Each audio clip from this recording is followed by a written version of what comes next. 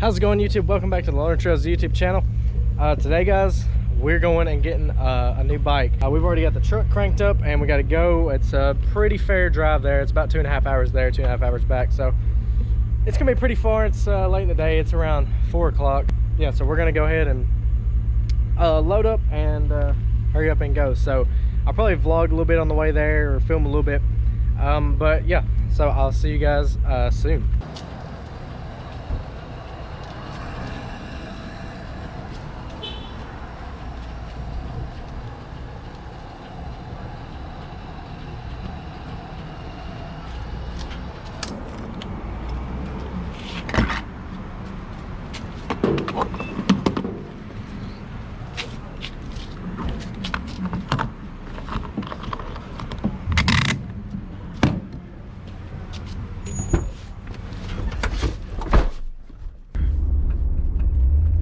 Guys, so we're pulling up, or about to pull up. We're about 4 or 5 minutes from a dude's house.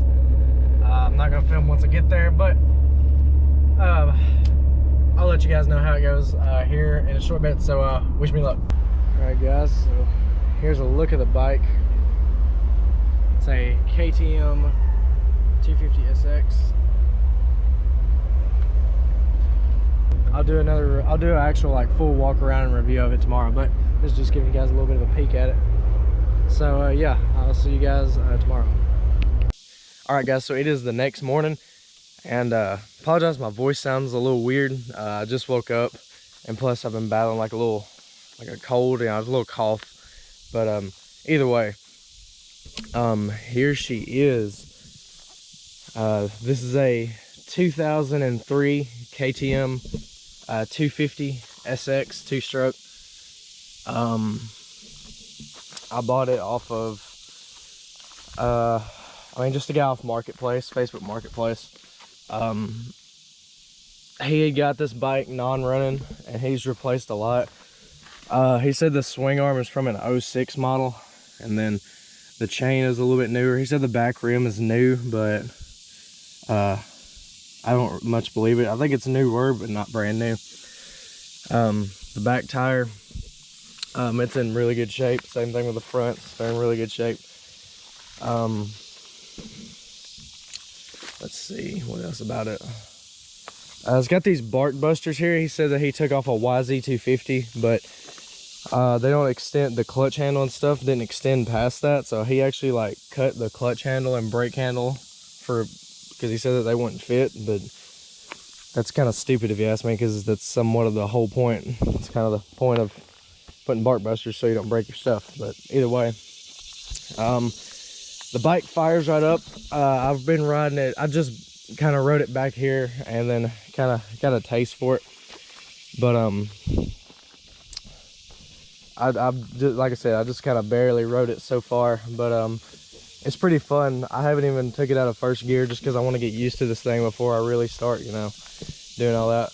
It's got an FMF power core too. I think I may have mentioned this last night. And then I think I said FMF like gold series, I think. I'd have to look. One thing I don't like about this bike though is the fact that there's no like kickstand. And then the oil is like you have to go on this side, according to him, which it's like you have to go on this side, and then there's a screw. I think that screw right there, and you gotta like pull that screw, and it somehow it tells you the oil level. It's like if it runs out or something like that. Oh yeah, FMF Gold Series.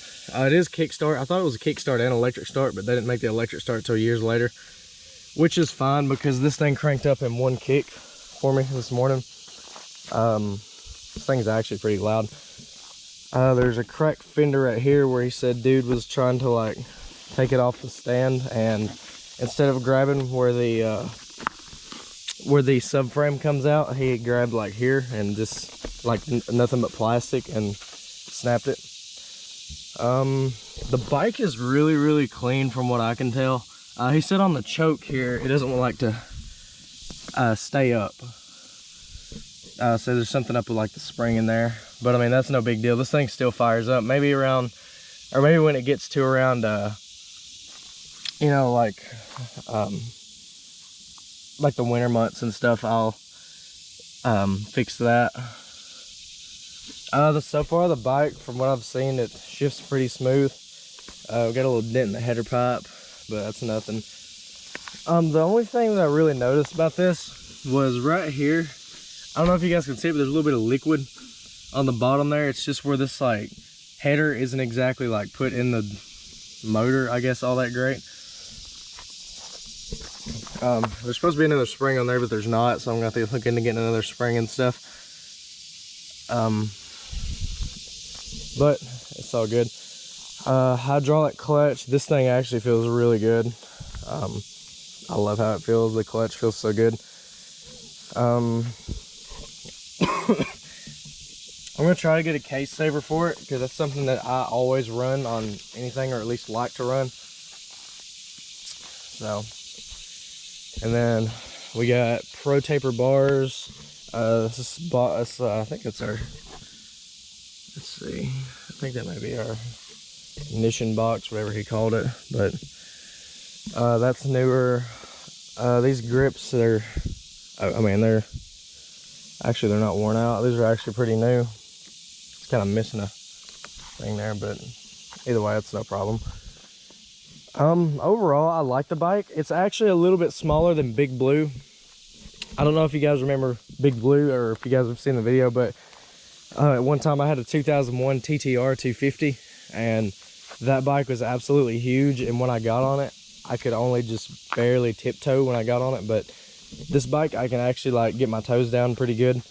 Like, I'm not just barely tiptoeing on it. So that's a pretty good relief. All right, guys, so I'm actually filming this part later in the day, but I didn't think for whatever reason to do this. But for all of those two-stroke junkies out there, I'm gonna crank this thing up and let you guys hear this thing run.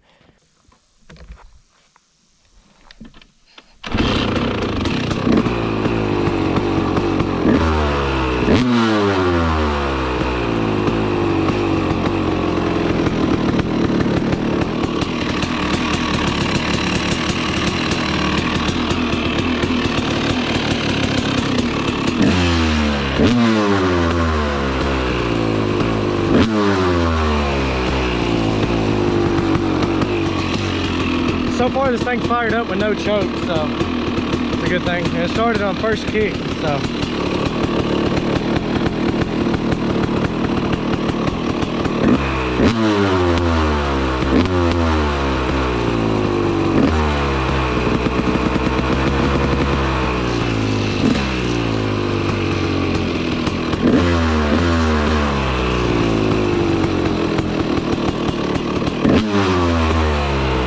There's a little bit of the sound for the two-stroke junkies out there. But anyways, guys, I appreciate you guys watching. You guys are definitely gonna see videos on this thing, and I'll see you guys in the next video.